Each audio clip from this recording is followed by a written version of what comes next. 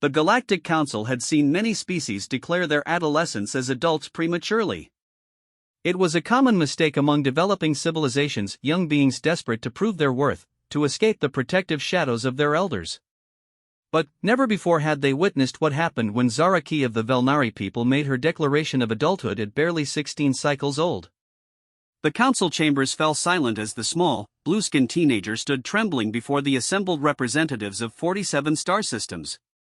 Her voice cracked with nervousness, but her words carried the weight of destiny. I am grown. I claim my right to walk among the stars alone.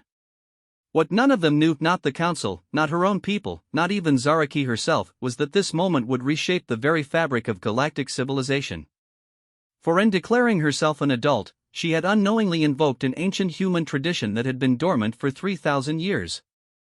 A tradition that would bring humanity, thought extinct, roaring back into the cosmic stage. The shy alien girl who could barely speak above a whisper was about to discover that growing up meant more than just declaring it.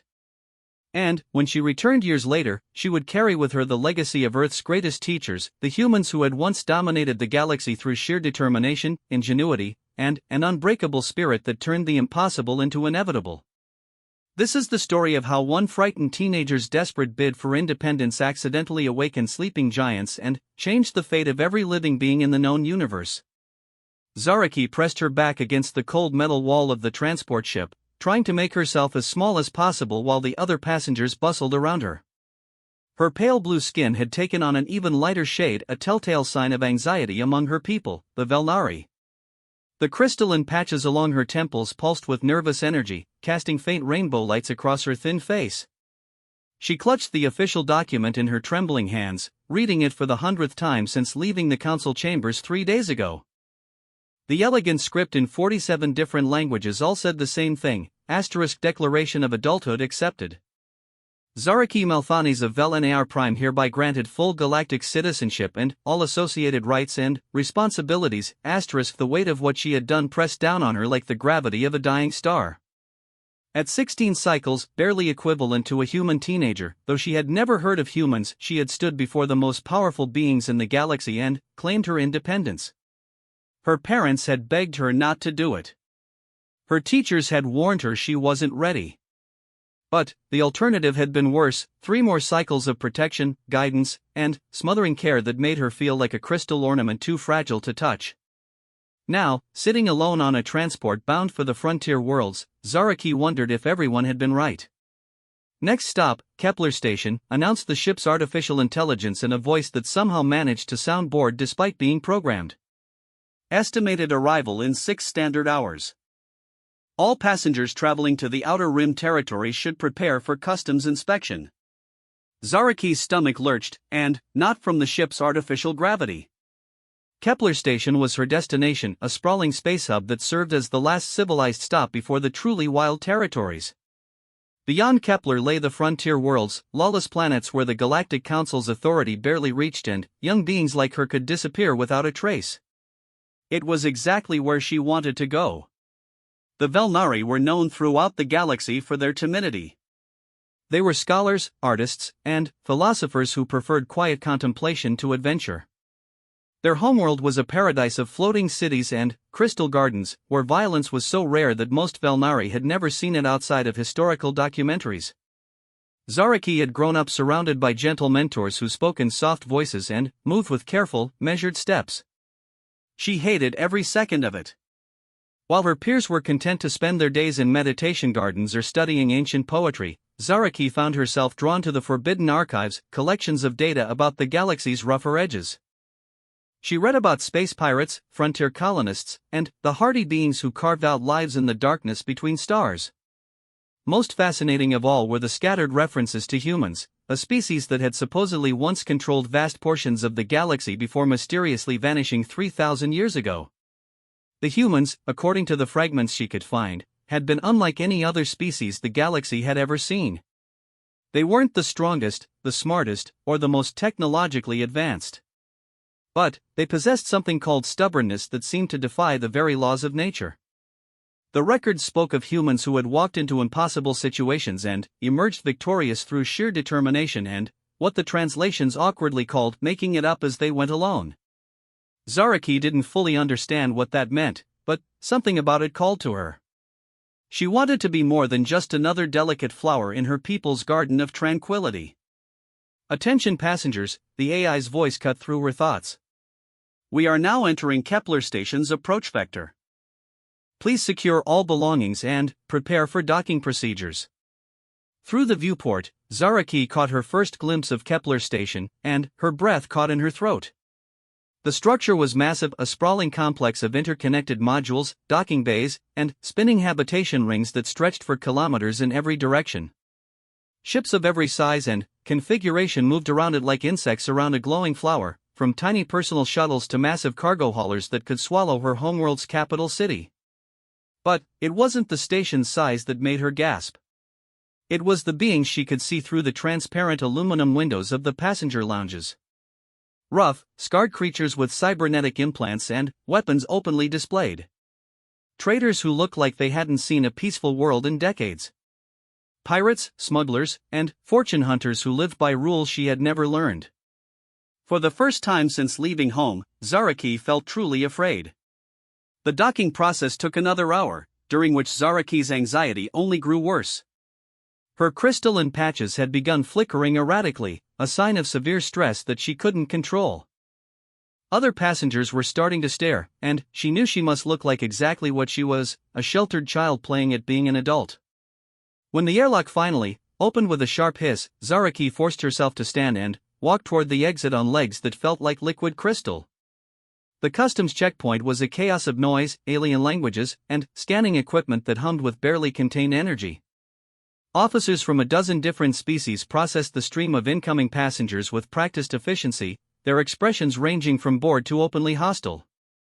Zaraki approached the nearest available officer, a hulking Garanthian whose rocky hide was scarred with what looked like weapon burns. He glanced at her declaration documents with eyes like molten copper and grunted something that her universal translator rendered as mild amusement. "First time off-world, little crystal?" he asked, his voice like grinding stone. "Yes, sir," Zaraki managed, her voice barely above a whisper. "Declaration of adulthood?" The officer's massive head tilted as he read through her papers. "Velnari don't usually leave home until their third decade. You sure you know what you're doing?" Zaraki straightened her spine and tried to project confidence she didn't feel. "I am legally an adult according to Galactic Council law. I have the right to travel freely." The Garanthian's laugh sounded like an avalanche. "Legal and smart aren't the same thing, little crystal. But your papers are in order." He stamped her documents with a device that left glowing marks on the crystalline paper. "Welcome to the frontier. Try not to die in your first week." The casual way he mentioned dying made Zaraki's stomach clench, but she managed to nod and collected her documents. The officer was already processing the next passenger, a scarred reptilian trader who looked like he ate young beings for breakfast. Kepler Station's main concourse was unlike anything Zaraki had ever imagined. The ceiling stretched up into artificial sky that mimicked the star patterns of a dozen different worlds, while the floor was a mosaic of metals and crystals that had been polished smooth by millions of footsteps. Shops, restaurants, and services lined the walls in a bewildering array, their signs flashing in languages she couldn't read despite her translator's best efforts. But it was the people that truly overwhelmed her. Every species she had read about in her xenobiology classes seemed to be represented here, along with dozens of others she had never seen. Tall, graceful ethereals floated past on anti-grav platforms, their translucent bodies glowing with soft bioluminescence. Mechanical beings that might have been robots or cyborgs marched through the crowds with precise, synchronized steps. In one corner, she spotted something that looked like a living tree conducting what appeared to be a business negotiation with a creature made entirely of shifting energy patterns. And, everywhere, the noise. Voices, music, machinery, the hum of environmental systems, and the constant background chatter of thousands of beings going about their daily lives. After the peaceful quiet of her homeworld, it was like being caught in the middle of a sonic storm. Zaraki found a quiet corner near a fountain that played with liquid light instead of water and tried to gather her courage. According to her research, the next step was to find transportation to one of the frontier colonies where she could start building her new life. The problem was that her research had been purely theoretical. She had no practical experience in negotiating with smugglers, traders, or anyone else who might be willing to take a passenger to the outer territories. You look lost, little crystal. Zaraki spun around to find herself facing a being unlike any she had encountered before. He was roughly humanoid in shape but covered in what looked like flexible metal plating. His face was partially hidden behind a breathing mask, but his visible features were angular and sharp. Most unsettling were his eyes. They seemed to shift color constantly, cycling through the entire visible spectrum in patterns that hurt to look at directly. "I'm fine," she managed, taking a step backward. "No, you're not." The stranger's voice carried an odd accent that her translator struggled with. "First time station-side, first time off-world, probably first time more than a light year from your nursery world. Am I close?" Zaraki's crystalline patches flared with indignation despite her fear. "I'm a legally declared adult with full galactic citizenship rights. I don't need anyone's help." The stranger laughed, a sound like wind chimes in a hurricane. "Legal adult, sure. But you're broadcasting helpless prey to every predator on this station. Give it another hour and someone's going to offer you passage to the frontier for the bargain price of your organs." The casual way he mentioned organ harvesting made Zaraki's knees weak, but she forced herself to stand straight. "Are you threatening me?" "Quite the opposite." The stranger stepped closer, lowering his voice. "I'm offering you a deal. I know you want passage to the frontier worlds, it's written all over your face. I can provide that passage, and guarantee you arrive with all your parts intact. What do you want in return?" "Information." The stranger's eyes cycled through a rapid pattern of blues and greens. "You see, I have reason to believe that your little declaration of adulthood triggered something in the old databases. Something that's been dormant for a very long time." Zaraki frowned. "I don't understand." 3,000 years ago, there was a species that had a similar tradition. Young members would declare themselves adults and venture out into the galaxy alone, proving their worth through deeds rather than age. "Ring any bells?" "You're talking about humans," Zaraki breathed. The stranger's eyes flashed bright gold. "Very good. Most beings your age have never even heard of them. But you have, haven't you? You've been reading the old archives, learning about the species that once dominated this galaxy through sheer bloody-minded determination." "They're extinct," Zaraki said, though her voice lacked conviction. "Are they?" The stranger's mask hissed as he breathed. "Or are they just sleeping? Waiting for the right trigger to wake them up?" Before Zaraki could respond, alarms began blaring throughout the station. Emergency lights bathed the concourse in harsh red illumination as the station's AI announced in a voice stripped of its earlier boredom, "Attention all beings. Long-range sensors have detected multiple unidentified vessels approaching Kepler Station. All civilian traffic is advised to clear the shipping lanes immediately." "This is not a drill." The stranger grabbed Zaraki's arm with surprising gentleness. "Looks like your education in frontier life is about to begin ahead of schedule. My ship is in Docking Bay 94. If you want to live long enough to regret leaving home, I suggest you come with me now." Zaraki looked around the concourse and saw panic spreading through the crowd like wildfire. Beings were running toward the docking bays, shops were slamming security barriers into place, and the peaceful hub of interstellar commerce was transforming into something that looked like a war zone. She thought about her quiet room on Vel-Nar Prime, with its crystal walls and meditation garden view. She thought about her parents' worried faces and her teacher's gentle warnings. She thought about the safe, predictable life she had rejected in favor of this terrifying adventure. Then, she squared her shoulders and looked the stranger directly in his shifting eyes. "Lead the way." As they ran through the chaos toward Docking Bay 94, Zaraki couldn't shake the feeling that she had just made a decision that would change everything. Not just for her, but for the entire galaxy. Something was stirring in the darkness between the stars, and, somehow, her desperate bid for independence had awakened it. She just hoped she would live long enough to find out what it was. The stranger's ship turned out to be a sleek vessel that looked like it had been cobbled together from parts of a dozen different manufacturers. As they ran up the boarding ramp, Zaraki caught glimpses of weapon ports that definitely weren't standard civilian equipment and engine modifications that probably violated several galactic safety regulations. "Welcome aboard the Persistence," the stranger called over his shoulder as he headed toward what she assumed was the bridge. "Name's Corvin, by the way. Captain Corvin if you're feeling formal." "Zaraki," she gasped, still trying to catch her breath from their sprint through the station. The ship's interior was cramped but functional, with exposed conduits and jury-rigged systems that somehow gave the impression of organized chaos. Corvin dropped into the pilot's seat and began flipping switches with practiced efficiency, bringing the ship's systems online with a series of hums and chirps.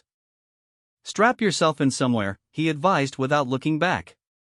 "This might get bumpy." Zaraki found a passenger seat and fumbled with the safety harness as the ship's engines roared to life. Through the viewports, she could see Kepler Station falling away beneath them as they accelerated into open space. Behind them, the station's defensive systems were coming online, massive weapon platforms emerging from hidden bays and shield generators painting the structure with barely visible energy fields. "Captain Corvin," the station's traffic control crackled through the communications system, "you are cleared for immediate departure. Suggest you make best speed for the hyperlane and don't look back." "Copy that, Control," Corvin replied, his fingers dancing across the navigation console. "Any word on who's coming to the party?" "Negative identification on the approaching vessels. They're running dark and not responding to hails. Estimated arrival in 12 minutes. Corvin muttered something under his breath that Zaraki's translator rendered as a particularly creative curse involving someone's reproductive organs and a black hole. 12 minutes. "We can make the hyperlane in 10 if I push the engines past their safety margins." "Is that dangerous?" Zaraki asked, though she suspected she didn't want to know the answer. "Everything worth doing is dangerous," Corvin replied, increasing their acceleration until Zaraki felt pressed back into her seat. "The trick is being more dangerous than whatever's trying to kill you." As they raced through space toward the hyperlane entry point, Corvin began explaining what he knew about her situation. According to his research, when Zaraki had declared herself an adult before the Galactic Council, she had unknowingly triggered an ancient protocol buried deep in the Council's archives. The protocol dated back to the early days of galactic civilization, when humans had been active members of the interstellar community. "Your People's Declaration ceremony," Corvin explained while monitoring their pursuit sensors, "it's almost identical to something humans call a coming-of-age ritual. The exact words, the formal structure, even the age at which it typically occurred, all perfect matches." "But humans have been extinct for 3,000 years, Zaraki protested. "Have they?" Corvin's eyes shifted to a pattern of deep purples and golds. "Or did they just decide to take a very long nap?" Before she could ask what he meant, the ship's long-range sensors detected the approaching vessels. Zaraki's blood turned to ice as she saw them on the display screen, sleek, predatory shapes that seemed to absorb light rather than reflect it. There were dozens of them, moving in perfect formation with a coordination that spoke of military training. "Pirates?" she asked hopefully. "Worse." Corvin's voice had gone grim. "Those are devourers. They don't raid for profit, they consume entire civilizations for raw materials and genetic data. No one's seen a devourer fleet this size in over a century." The hyperlane entry point appeared on their navigation display, a shimmering distortion in spacetime that would allow them to jump across vast distances in a matter of hours rather than years. But they were still 3 minutes away, and the devourer ships were gaining fast. That's when something impossible happened. The space around them began to shimmer, not with the familiar distortion of hyperlane technology, but with something else entirely. Zaraki watched in amazement as massive shapes began emerging from what looked like empty vacuum ships that dwarfed even the largest devourer vessels, their hulls bearing symbols she had never seen before. By the void, Corvin breathed, his eyes cycling rapidly through the entire visible spectrum. "It's them. They're actually here." "Who's here?" Zaraki demanded. "The humans." The newcomer ships, and Zaraki somehow knew with absolute certainty that they were indeed human vessels, moved with a fluid grace that seemed to defy physics. They didn't approach the Devourer fleet so much as they simply appeared around it, emerging from hyperspace jumps so precise that they materialized within weapon range of their targets. What followed was less a battle than a demonstration of overwhelming technological superiority. The human ships opened fire with weapons that seemed to bend space itself, creating tears in reality that swallowed Devourer vessels whole. When the Devourers tried to return fire, their energy beams simply dissipated harmlessly against human shields that flickered with rainbow patterns. Within minutes, the Devourer fleet was either destroyed or in full retreat, and the human ships were moving toward Kepler Station with the same fluid grace they had demonstrated in combat. "This is Admiral Sarah Chen of the Terran Expeditionary Fleet," a voice suddenly filled the Persistence's bridge, speaking in accented galactic standard that Zaraki's translator tagged as an archaic dialect. "We are responding to an awakening signal detected 3 standard days ago. We request permission to approach Kepler Station for diplomatic contact." Corvin stared at the communication system as if it might bite him. "Admiral Chen," he managed, "this is Captain Corvin of the independent vessel Persistence. We have aboard the being responsible for the awakening signal." There was a pause that seemed to last forever before Admiral Chen's voice returned, now carrying a note of what sounded like barely controlled excitement. "Captain Corvin, we would be honored to meet with this individual. Would it be possible for you to dock with our flagship?" Zaraki found her voice at last. "What awakening signal? What's happening?" Corvin turned to face her, his eyes now glowing a steady gold that somehow conveyed both respect and sympathy. "Remember what I told you about human coming-of-age rituals? When you declared yourself an adult using words that matched their ancient ceremonies, you activated a beacon. A signal that told any surviving humans that someone was carrying on their traditions. But I'm not human." "No," Corvin agreed, "but you're something they never expected to find, a being from another species who had somehow stumbled onto one of their most sacred traditions." According to the old records, humans had a concept they called kindred spirits, beings from different species who shared their fundamental values and approaches to life. The human flagship appeared on their screens as they approached, a massive vessel that seemed to be constructed from crystallized starlight and impossible geometry. Docking bays opened in its hull like flowers blooming, and Zaraki realized they were about to make contact with a species that the rest of the galaxy considered extinct. "I want to go home," she whispered, the magnitude of what was happening finally overwhelming her. "I know," Corvin said gently. "But I don't think the universe is going to let you. You've started something, Zaraki Melthanes. Something that's going to change everything." The docking process was surprisingly smooth, considering they were boarding a ship built by a species that had vanished from galactic society before Zaraki's people had even achieved spaceflight. As they walked through the airlock into the human vessel, Zaraki was struck by how different everything felt. The walls weren't just functional, they were decorated with murals that seemed to tell stories, depicting beings of various species working together to build something grand and beautiful. The air carried scents she couldn't identify, complex organic compounds that somehow made her feel both alert and at peace. And there was something else, a quality to the atmosphere that her translator couldn't quantify but that felt like home in a way her actual home never had. Admiral Chen was waiting for them in what appeared to be an observation lounge, with transparent aluminum walls that provided a spectacular view of the stars. She was older than Zaraki had expected, with silver-streaked hair and lines around her eyes that spoke of long experience. But there was something ageless about her posture and the way she moved, as if she carried within herself the accumulated wisdom of centuries. "Zaraki Melthanes," the Admiral said, and there was something in the way she pronounced the name that made it sound like music. "Do you understand what you've done?" "I declared myself an adult," Zaraki replied, her voice small in the vast space. "I just wanted to leave home and see the galaxy." Admiral Chen smiled, and Zaraki was surprised to see genuine warmth in her expression. "And, in doing so, you proved that the human spirit isn't limited to humans. You demonstrated that the drive for independence, the willingness to face the unknown, and the courage to declare yourself ready for whatever the universe might throw at you, these aren't human traits. They're the traits of any being willing to grow beyond the limitations others would place on them." "I don't understand." 3,000 years ago, Admiral Chen continued, settling into a chair that seemed to mold itself to her body, humanity faced a choice.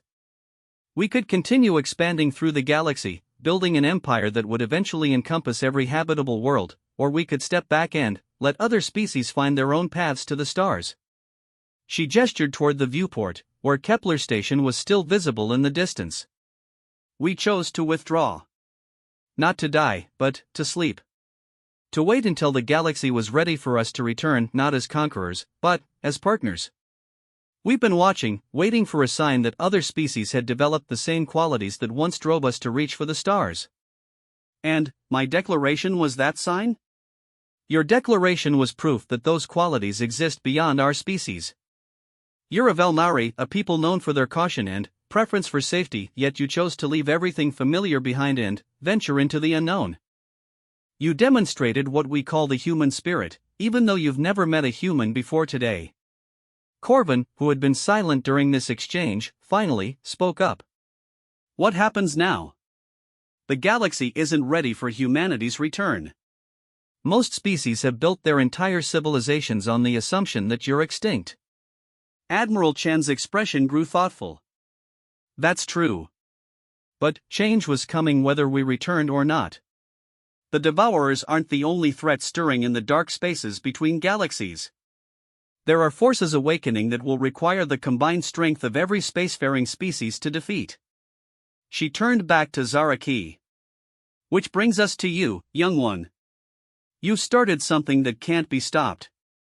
The question is whether you're willing to help us finish it. What do you mean? We want to offer you something no being has received in 3,000 years, training in the human way. Not just our technology or our fighting techniques, but our approach to problem solving, our methods for turning impossible situations into opportunities, and our philosophy of never giving up no matter how hopeless things might seem. Zaraki felt her crystalline patches beginning to flicker with a combination of excitement and terror. You want to teach me to be human?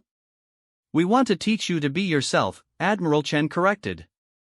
But the best version of yourself. The version that sees challenges as adventures, that treats setbacks as learning experiences, and that refuses to accept that anything is truly impossible. And if I accept this training? Admiral Chen stood and walked to the viewport, gazing out at the stars with an expression of infinite patience. Then, when you're ready, you'll return to the galaxy as humanity's first ambassador in 3 millennia. You'll help prepare the other species for our return, and you'll serve as proof that the human spirit isn't something to be feared, but something to be celebrated. Zaraki looked at Corvin, who nodded encouragingly, then back at Admiral Chen. The magnitude of what was being offered overwhelmed her. She was a shy teenager who had left home just wanting to prove she could take care of herself. Now she was being asked to become a bridge between humanity and the rest of the galaxy. How long would this training take? She asked. As long as necessary, Admiral Chen replied. Time flows differently where we've been sleeping. You could spend years with us and return to find that only months had passed in normal space. And I would really be helping prepare the galaxy for humanity's return? You would be doing something far more important than that, Admiral Chen said, turning back to face her. You would be proving that growth, courage, and the determination to become more than you were born to be, these aren't human qualities. They're universal qualities. They're the qualities that will unite the galaxy against the darkness that's coming. Zaraki took a deep breath, feeling the weight of decision settling around her like a cloak. She thought about her parents, probably worried sick about her by now. She thought about her peaceful homeworld and the safe, predictable life she could still return to. Then, she thought about the Devourer fleet and Admiral Chen's mention of even greater threats awakening in the darkness. When do we start? She asked. Admiral Chen's smile was brilliant as a star going nova. Right now, if you're ready. As the human flagship began moving away from Kepler Station toward coordinates that existed in no standard navigation charts, Zaraki realized that her real journey was just beginning. She had declared herself grown, but now she would discover what it truly meant to become an adult, not just in the eyes of the law, but in the eyes of the universe itself. The human training facility existed in a place that shouldn't have been possible, a pocket of space-time folded away from the normal universe, where stars shone in colors that had no names and the laws of physics were more like gentle suggestions. Zaraki stood on the observation deck of what the humans called Haven Station, watching construction crews of various species work alongside human engineers to build something that defied every architectural principle she had ever learned. "It's impressive, isn't it?" Zaraki turned to find Marcus Torres approaching, a human who appeared to be in his 30s but carried himself with the confidence of someone much older. He had been assigned as her primary instructor, and, over the past weeks, though time moved strangely here, making it difficult to track, she had come to respect both his knowledge and his patience with her endless questions. "How is any of this possible?" she asked, gesturing toward the impossible structure taking shape outside the viewport. "Matter doesn't behave this way in normal space." Marcus grinned, an expression that still seemed alien to her despite her growing familiarity with human facial expressions. "That's your first lesson in human problem solving right there. When reality doesn't cooperate with what you need to accomplish, you don't give up, you find a way to change reality." "But the energy requirements alone would be impossible using conventional technology," Marcus agreed. "Good thing humans have never been particularly conventional." Over the following months, Zaraki discovered that human unconventionality went far beyond their engineering capabilities. The training program Admiral Chen had outlined wasn't just about learning human technology or fighting techniques, it was about fundamentally rewiring how she approached problems, challenges, and the very concept of limitations. Her first real test came in what the humans called a simulation chamber, though Zaraki quickly learned that human simulations were far more realistic than anything her people had ever developed. She found herself standing in the middle of what appeared to be a space station under attack, with alarms blaring and artificial gravity fluctuating wildly. "Your objective," Marcus's voice echoed through the chamber, "is to reach the command center and restore main power to the station's defensive systems. You have 15 minutes before the attacking force breaches the hull." Zaraki looked around desperately.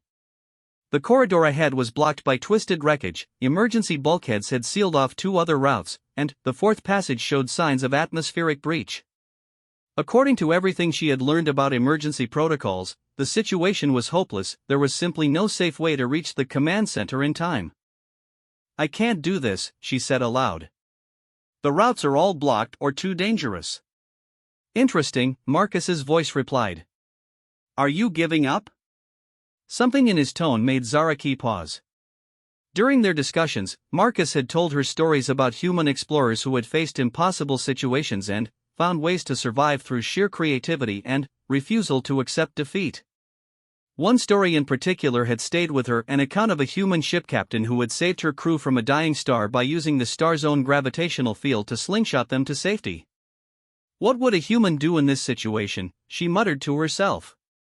The answer came to her like a lightning bolt. A human wouldn't try to go around the obstacles, they would use the obstacles themselves as tools. Zaraki examined the twisted wreckage blocking the main corridor more carefully. The metal beams were fused together in a way that created a complex lattice structure. If she could find the right stress points. She picked up a piece of debris and began using it as a lever, applying force at precisely calculated angles until the wreckage shifted into a new configuration that created a narrow but navigable passage. The emergency bulkheads presented a different challenge, but the same principle applied. Instead of trying to force them open, she traced their power cables back to junction boxes that had been damaged in the attack. By rerouting power from non-essential systems, she was able to convince the bulkheads that the emergency was over. The atmospheric breach in the 4th corridor seemed insurmountable until she realized that the escaping atmosphere was creating a localized wind current.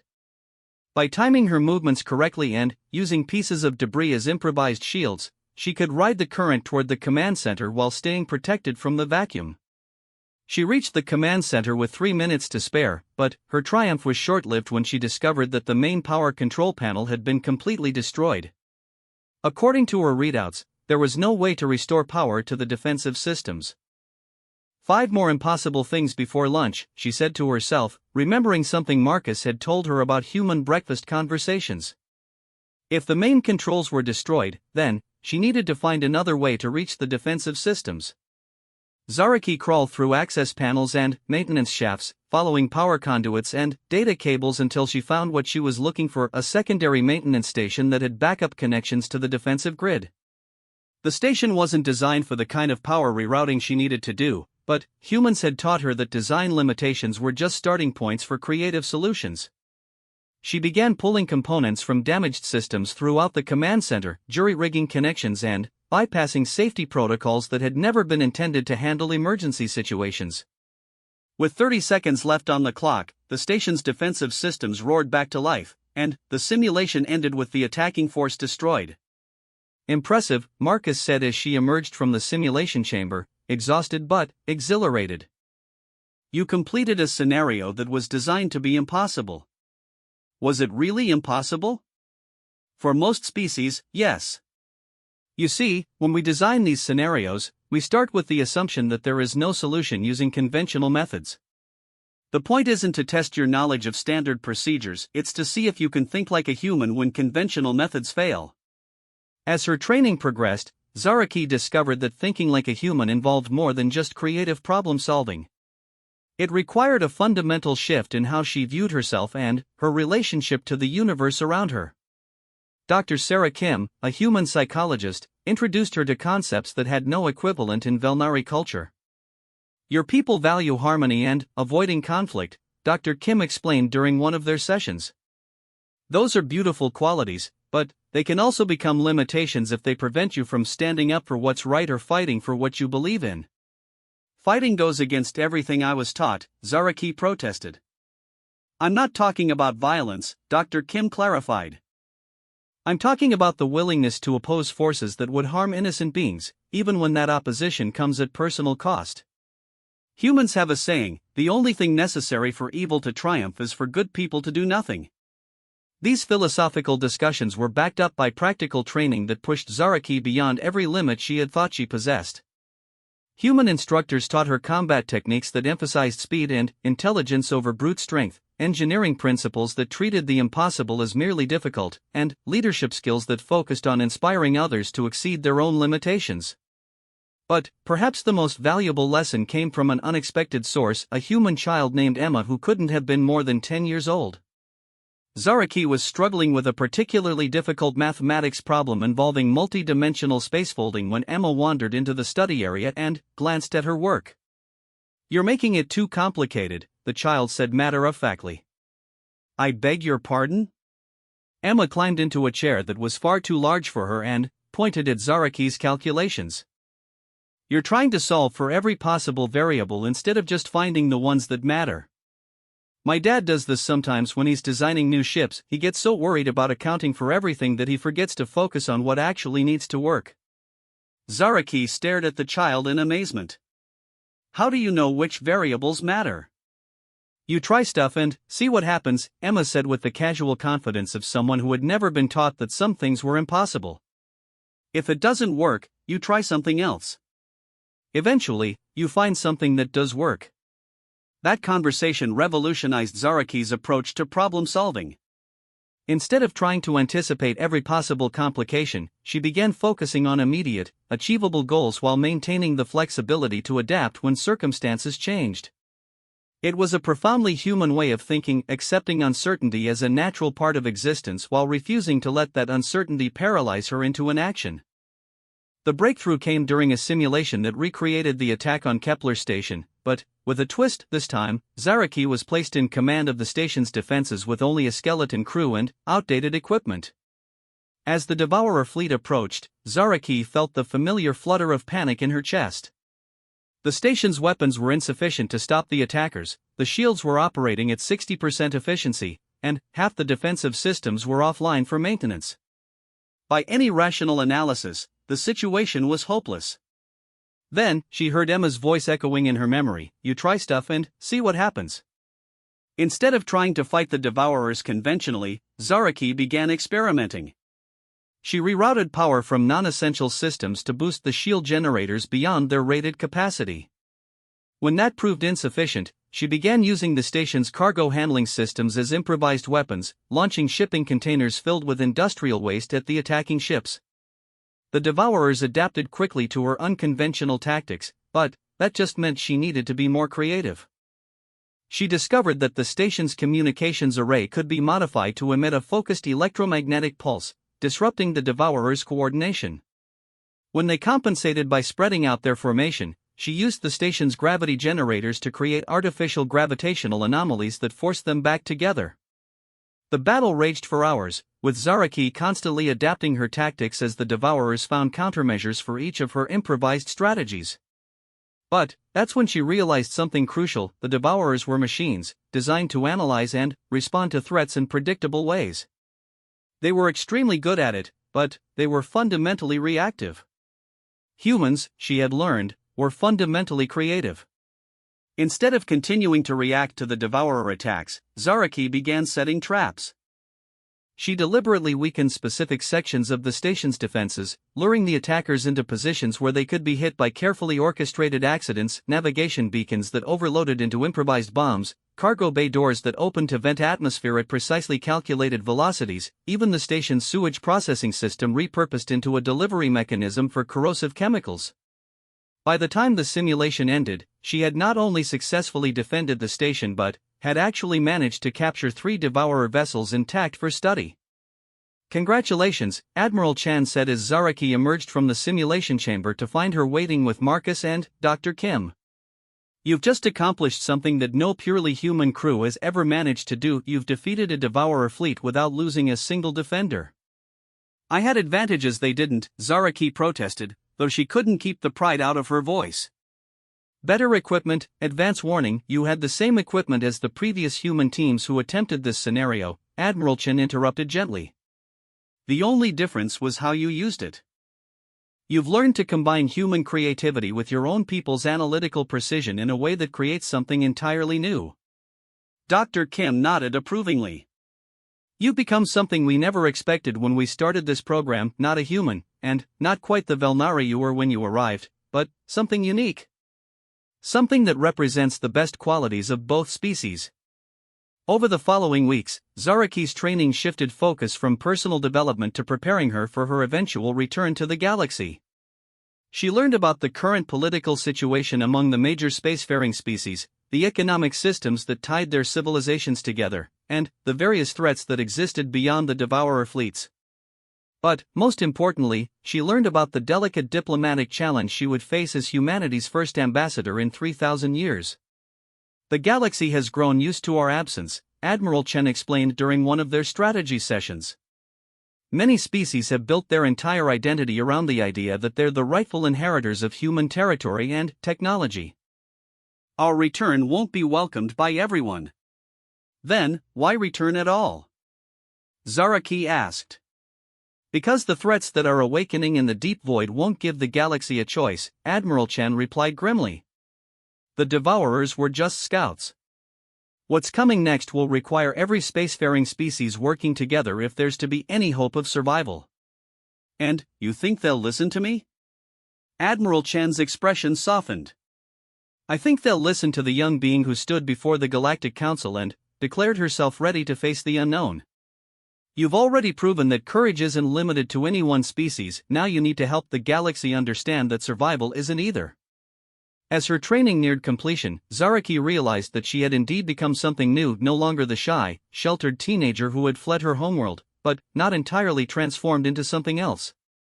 She carried within herself the analytical precision of her people alongside the creative determination of humanity, and, in the fusion of those qualities, she had discovered a strength she had never known she possessed.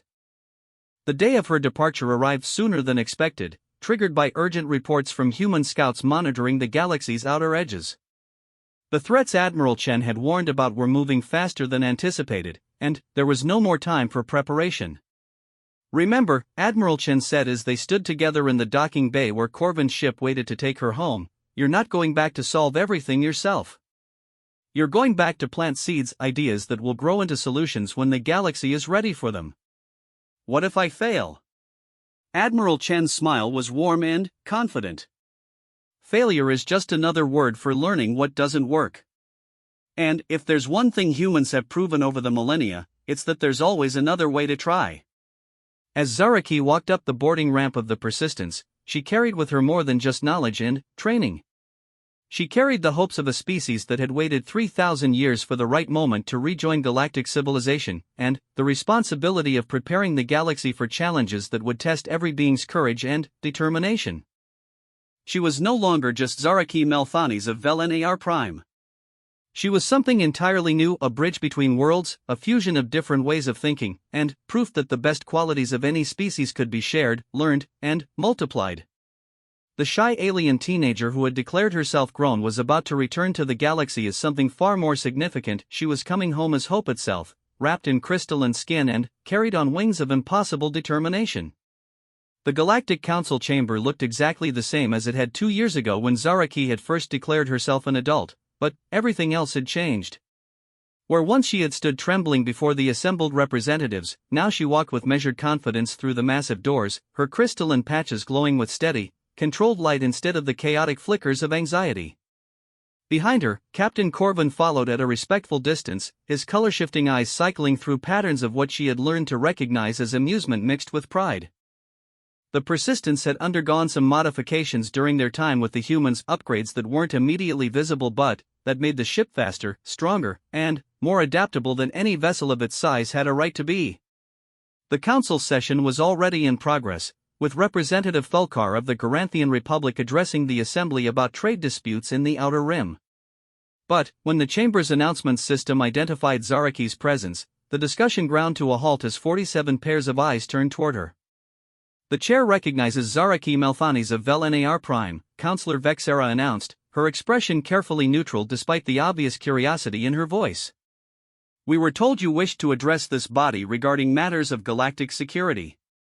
Zaraki walked to the center of the chamber, the same spot where she had made her desperate plea for independence. Now, standing in that same circle of light, she felt the weight of everything she had learned and experienced pressing against her shoulders like the gravity of a massive planet. Honored counselors, she began, her voice carrying clearly through the chamber's acoustics. 2 years ago I stood before you as a frightened child seeking escape from a life that felt too small. Today I return with knowledge that this galaxy, all of us, face threats that make my childhood fears seem insignificant. Representative Thulkar, the same Garanthian who had processed her papers at Kepler Station, leaned forward with obvious skepticism. Young Melthanes, you disappeared shortly after making your declaration. Intelligence reports suggest you were taken aboard vessels of unknown origin. Have you been coerced into delivering some kind of ultimatum? Zaraki had expected this reaction. Dr. Kim had spent considerable time preparing her for the suspicion and disbelief she would face. I was not coerced, Representative Thulkar. I was invited to learn. She gestured, and Corvin activated a holographic display system that he had concealed in his equipment pack. The chamber filled with three-dimensional images of the human training facility, the impossible architecture of Haven Station, and the diverse beings who had worked together to build something beyond the imagination of any single species. What you're seeing, Zaraki continued, is evidence that humanity didn't die out 3,000 years ago. They chose to withdraw, to wait until the galaxy was ready for their return. My declaration of adulthood, using words that matched their ancient traditions, served as a signal that the galaxy had produced beings willing to embrace the same principles that once made humanity great. The reaction was immediate and explosive. Representatives began shouting questions in a dozen different languages, their translator devices struggling to keep up with the cacophony. Councillor Vexera called for order, but it took several minutes for the chaos to subside enough for coherent discussion. This is impossible, declared Representative Morduk of the Crystalline Confederation.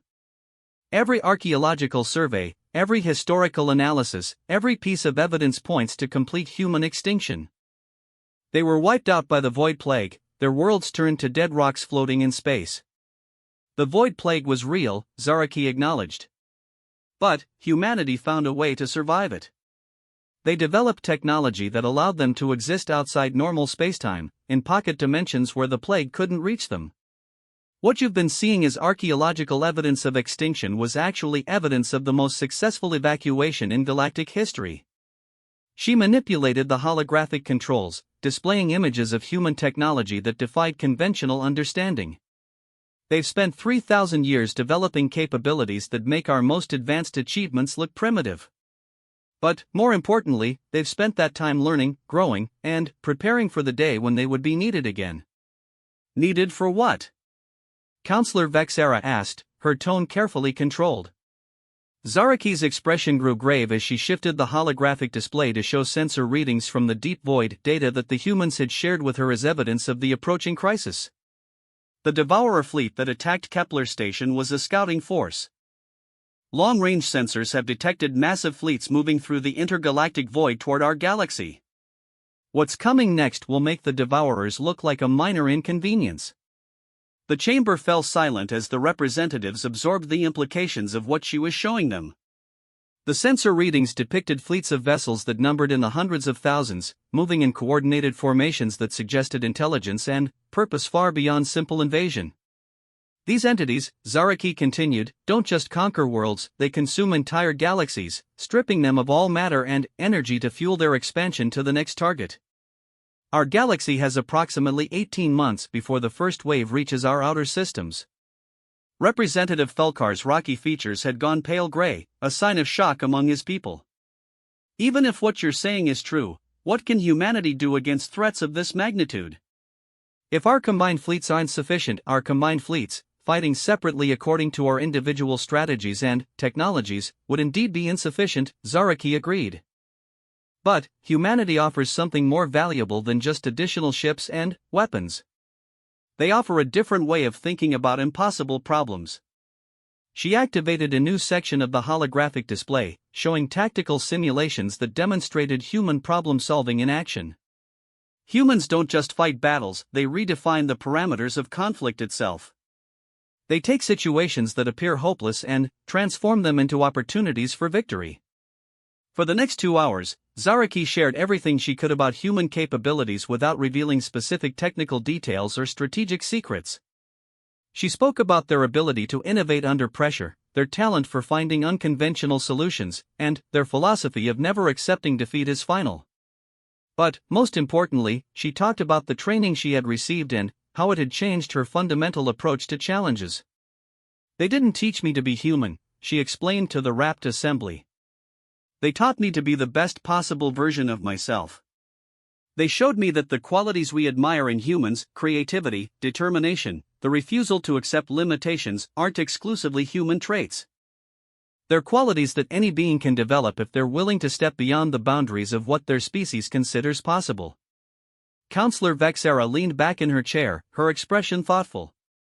You're suggesting that humanity's return isn't just about military alliance. You're talking about fundamental changes to how our civilizations approach problems. Exactly, Zaraki confirmed. The humans are willing to share their knowledge, their technologies, and their methods. But they won't impose them. They understand that each species needs to find its own way of incorporating these principles into their existing cultures and philosophies. Representative Mordok raised a crystalline appendage. What proof do we have that any of this is real? You could have fabricated these recordings, created false sensor data before Zaraki could respond. The chamber's emergency alert system activated, bathing the room in flashing amber light. The Council's automated defense systems had detected an incoming transmission tagged with the highest possible security priority. Galactic Council, Admiral Chen's voice filled the chamber as her image appeared in the holographic display. This is Admiral Sarah Chen of the Terran Expeditionary Fleet. I am transmitting authentication codes that should match records in your deepest archives, records that have been classified at the highest levels for 3,000 years. The verification process took only minutes, but those minutes felt like hours to Zaraki as she watched the representative's expression shift from skepticism to shock to dawning comprehension. The authentication codes were genuine, cross-referencing with archives that most council members hadn't even known existed. Representatives of the Galactic Council, Admiral Chen continued, once verification was complete, humanity formally requests the opportunity to rejoin galactic civilization as partners in the defense of our shared home. We offer our knowledge, our technology, and our commitment to the principle that no species should face extinction alone. The debate that followed lasted for days, with representatives returning to their homeworlds for consultation and emergency sessions convening around the clock. But Zaraki knew from the moment Admiral Chen's transmission was authenticated that the outcome was inevitable. The galaxy faced a threat that required humanity's unique capabilities, and the alternative to accepting their help was extinction. During the debate, Zaraki found herself serving as an unofficial ambassador, answering questions about human culture and capabilities while carefully avoiding anything that might compromise security. She discovered that her unique perspective as someone who had experienced both human training and galactic society made her uniquely qualified to serve as a bridge between the two civilizations. On the third day of debates, she was approached by Representative Kethera of the Ethereal Collective, one of the galaxy's oldest and most influential species. "Young Ambassador," Kethera said, using a title that Zaraki realized was becoming official whether she wanted it or not, "my people have a question that goes beyond military capability or technological advancement." "I'm listening," Zaraki replied. 3,000 years ago, humanity withdrew from galactic civilization at the height of their power. They could have conquered every world, enslaved every species, imposed their will on the entire galaxy. Instead, they chose to step aside and let others find their own paths.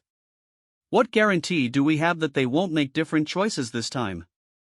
It was the question Zaraki had been dreading, because it touched on the fundamental issue of trust that would determine whether the alliance succeeded or failed.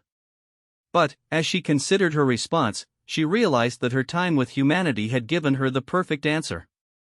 "Representative Kethera," she said, "I can offer you the same guarantee that humanity offered me when they invited me to learn from them, no guarantee at all, except for the evidence of their actions." The ethereal's translucent features shifted in what Zaraki had learned to recognize as surprise. "Explain." "Humans could have kept me as a prisoner, or used me as a puppet to deliver whatever message they wanted.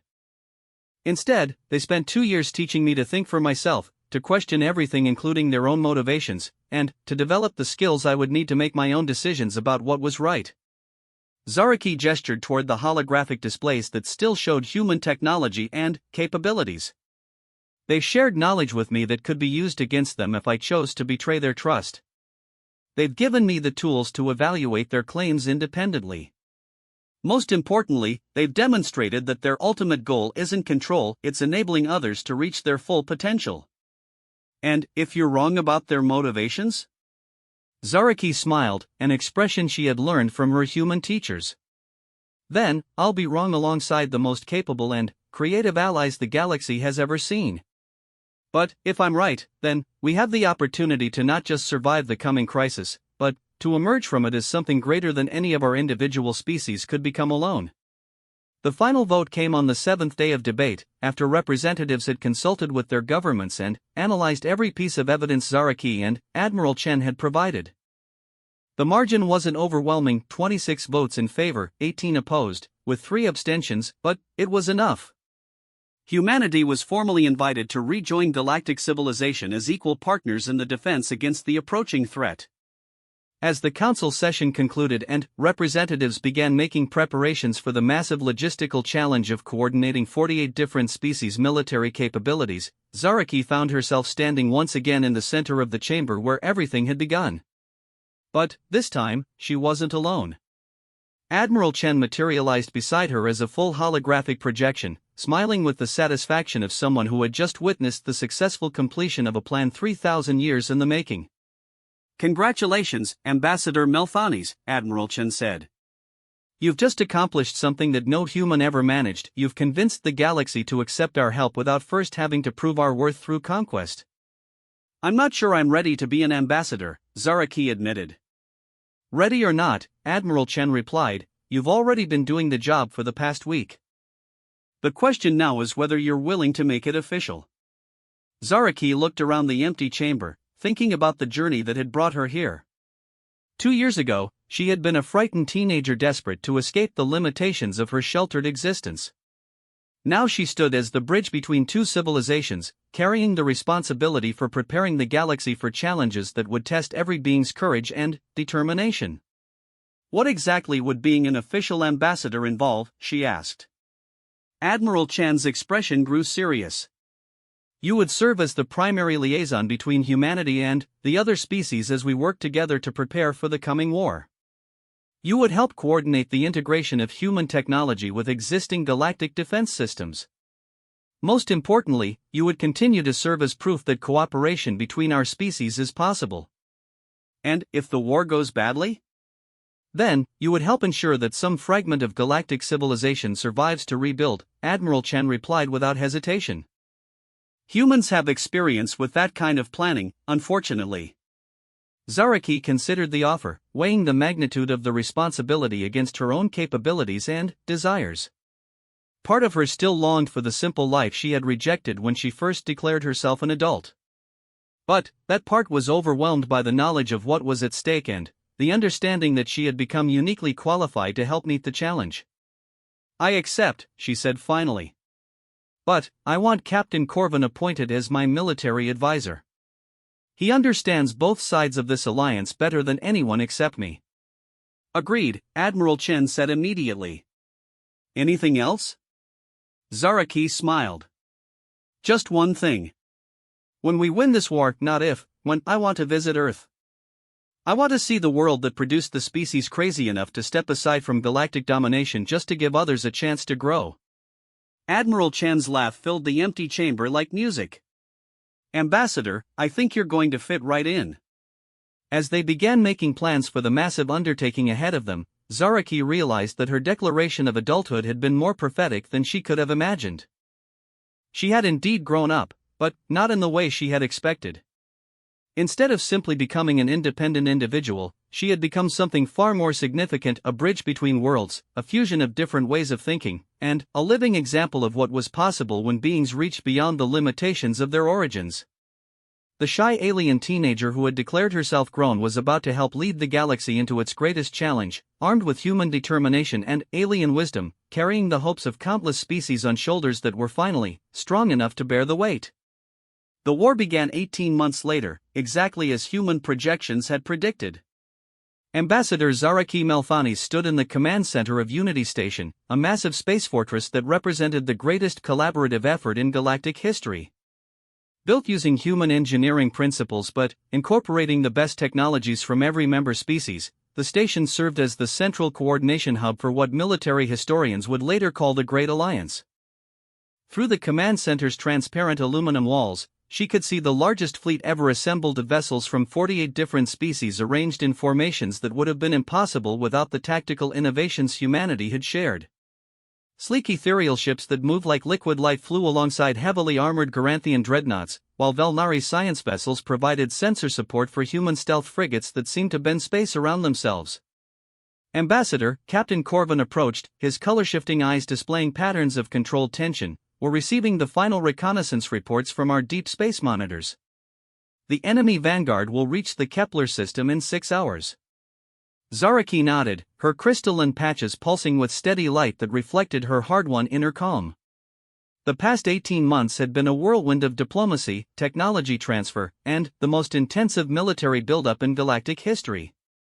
Every day had brought new challenges as dozens of species struggled to integrate their various approaches to warfare into a coherent strategy.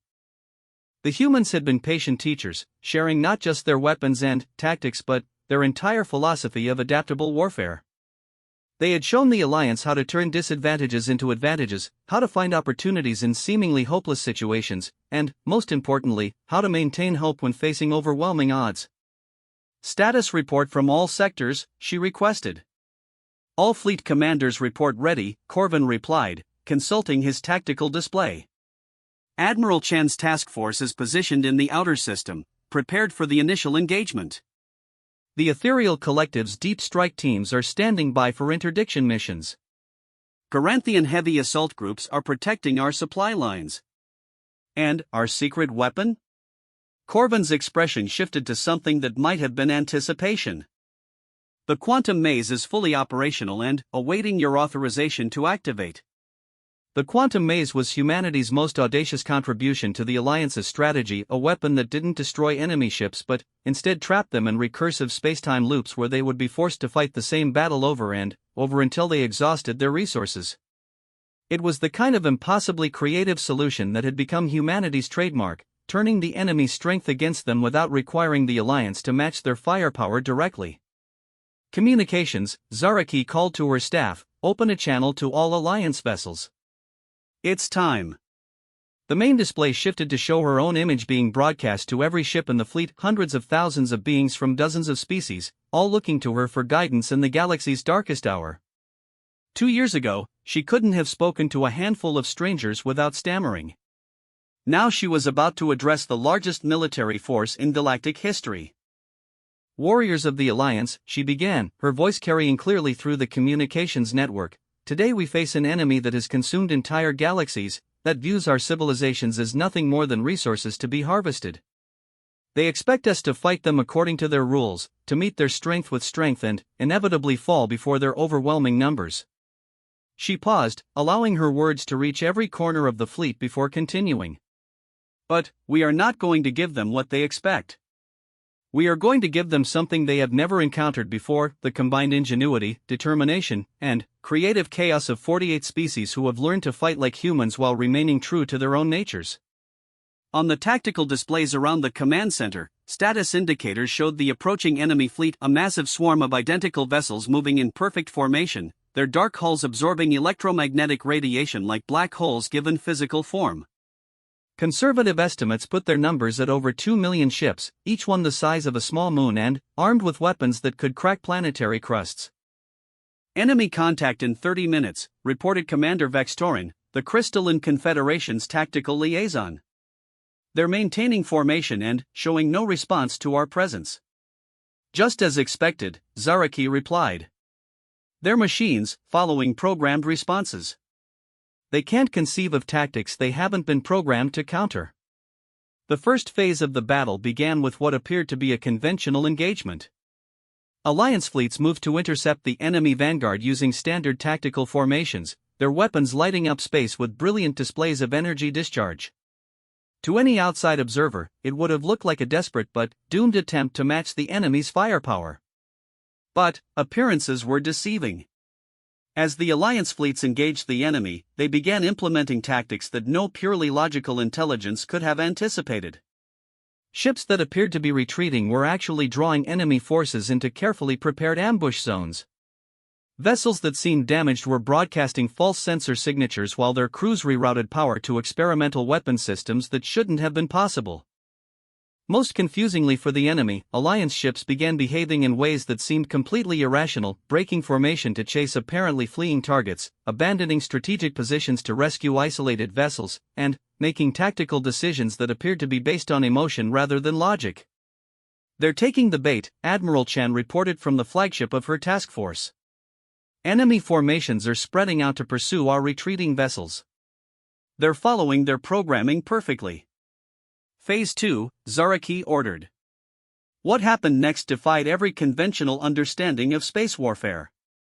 The Alliance's retreat suddenly reversed into the most coordinated counterattack in galactic history, with ships emerging from hiding places that shouldn't have existed and weapons firing from angles that violated basic geometric principles. The quantum maze activated across multiple sectors simultaneously, creating spatial distortions that trapped thousands of enemy vessels in recursive loops where they found themselves fighting the same engagement over and over again. Each time they destroyed an Alliance ship, it would reappear in the same position moments later, forcing them to expend their ammunition on targets that couldn't actually be eliminated. Meanwhile, human stealth technology allowed Alliance forces to strike at enemy command vessels that had thought themselves safely positioned behind their own lines. Garanthian heavy assault groups used human-designed shield harmonics to punch through enemy defenses that should have been impregnable. Ethereal deep strike teams employed human psychological warfare techniques to confuse and disorient enemy coordination networks. But the most devastating weapon in the Alliance arsenal was something the enemy had never encountered before: pure creative chaos. Alliance commanders had been given broad strategic objectives but complete freedom to achieve them however they saw fit. The result was a battle that looked less like a military engagement and more like an explosion of impossible creativity. Ships began using gravity wells as slingshots to achieve impossible velocities. Space stations transformed themselves into kinetic weapons by adjusting their orbital mechanics. Even civilian vessels contributed by broadcasting false sensor signatures that convinced enemy targeting systems they were facing threats that didn't actually exist. "Enemy command network is showing signs of system overload," reported Commander Vextorin, his crystalline structure flickering with excitement. "They can't process the variety of tactics being employed against them. They were programmed to face conventional military responses," Zaraki observed, watching the tactical displays show enemy formations beginning to fragment as their coordination systems struggled to adapt. they have no protocols for dealing with inspired insanity. The turning point came when a human engineer named Captain Rebecca Liu discovered that the enemy vessel's power cores operated on harmonics that could be disrupted by precisely timed musical frequencies.